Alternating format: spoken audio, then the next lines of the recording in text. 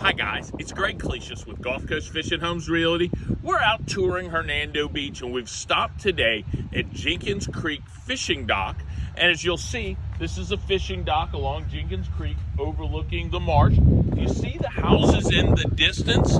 That is the Hernando Beach area. And then we look around here. What makes this a great fishing spot is there's a freshwater spring up there, so you have natural fresh water blending in at 74 degrees year-round, mixing in with the brackish water becomes salt water going to the Gulf. It's a great place to fish and have fun with your family. I'm a local expert. I'm here to help you understand the community in Hernando Beach and Hudson.